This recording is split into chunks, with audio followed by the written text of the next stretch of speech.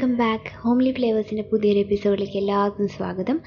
ഇന്ന് ഞാൻ വളരെ പെട്ടെന്ന് ഉണ്ടാക്കാൻ പറ്റുന്ന ഒരു അടിപൊളി പഴംപൊരിയുടെ റെസിപ്പി ആയിട്ടാണ് വന്നിരിക്കുന്നത്. ഇതിൻ്റെ കൂട്ട് സെയിമൊക്കെ തന്നെയാണ്. ഞാൻ ഉണ്ടാക്കുമ്പോൾ എപ്പോഴും ഒരുപോലെ പെർഫെക്റ്റായി വരാറില്ല. പക്ഷേ ഞാൻ കഴിഞ്ഞ ആഴ്ച ഒരു സീക്രട്ട് ഇൻഗ്രീഡിയൻറ്റ് കണ്ടുപിടിച്ചു. അതിൽ പിന്നെ ഉണ്ടാക്കുമ്പോഴെല്ലാം അടിപൊളിയായിട്ടുണ്ട്. സോ നിങ്ങളായിട്ട് ഷെയർ ചെയ്യാമെന്ന് വെച്ചു.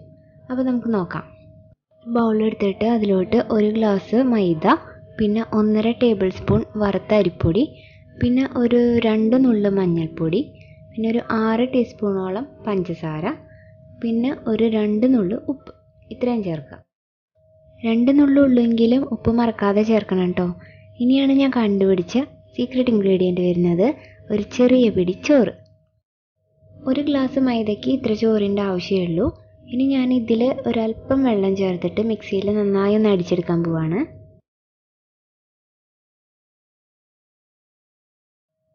ഇതൊക്കെ കണ്ടോ, ഈ ഒരു പരുവത്തിൽ അരച്ചെടുത്ത് കൊണ്ടുവന്നിട്ടുണ്ട്. ഇനി ഇത് ആ കൂട്ടിലോട്ട് ഞാൻ ചേർക്കാൻ പോവാണ്.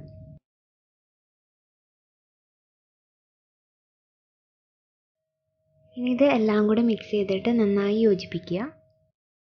സത്യം പറഞ്ഞാൽ ബേക്കിംഗ് സോഡയൊന്നും ചേർക്കേണ്ട യാതൊരു ആവശ്യമില്ല. നമ്മുടെ ഈ ഒരു കൂട്ട് ചേർത്താൽ തന്നെ പഴംപൊരി നന്നായി വീർത്ത് വരും, സോഫ്റ്റ് ആവുകയും ചെയ്യും. അപ്പോൾ ഇത് ലാസ്റ്റ് ഈ ഒരു പരുവത്തിൽ നമ്മൾ മിക്സ് ചെയ്തെടുത്തിട്ടുണ്ട്. ഇനി ഇതിലോട്ട് ഇളം ചൂടുവെള്ളം കുറച്ച് കുറച്ചായി ഒഴിച്ചിട്ട് നമുക്ക് മാവ് കലക്കിയെടുക്കാം.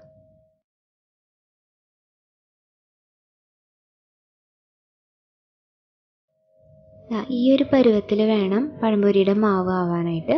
അധികം കട്ടിയും ആവരുത്, എന്നാൽ അധികം ലൂസും ആവരുത്. എന്നാൽ മാത്രമേ അത് പഴത്തുമ്പോൾ നന്നായി പിടിക്കുള്ളൂ. അതുകൊണ്ടാണ് അങ്ങനെ പറയുന്നത്.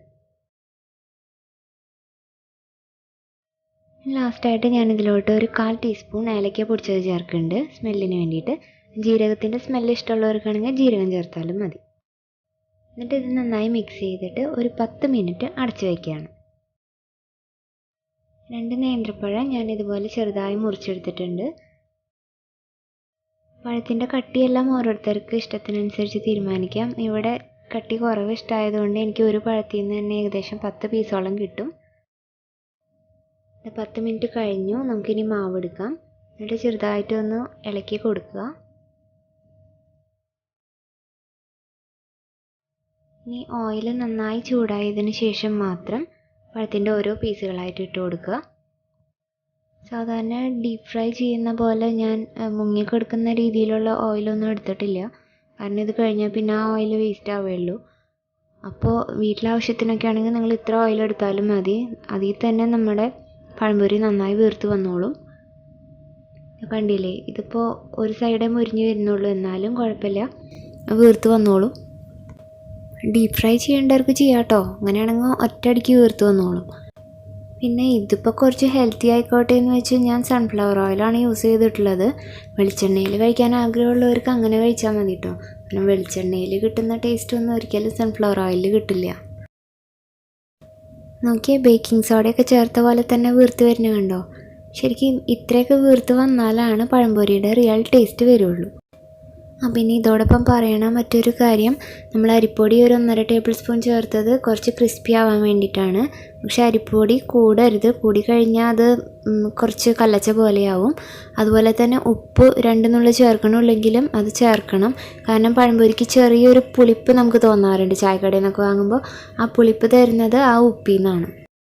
അപ്പോൾ ഈ സീക്രട്ട് ഇൻഗ്രീഡിയൻറ്റ് ഇതിനു മുമ്പ് വേറെ ആരും പരീക്ഷിച്ചിട്ടില്ല എന്നാണ് എൻ്റെ ഒരു വിശ്വാസം. അപ്പോൾ നിങ്ങളെല്ലാവരും ട്രൈ ചെയ്തിട്ട് എന്നെ ഫീഡ്ബാക്ക് അറിയിക്കണം. അങ്ങനെ നമ്മുടെ അടിപൊളി നാടൻ പഴംപൊരി ഇവിടെ റെഡി ആയിക്കൊണ്ടിരിക്കുകയാണ്.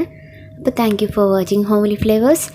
അടുത്തൊരു അടിപൊളി റെസിപ്പിയായി കാണും വരേക്കും എല്ലാവരും take care and happy cooking.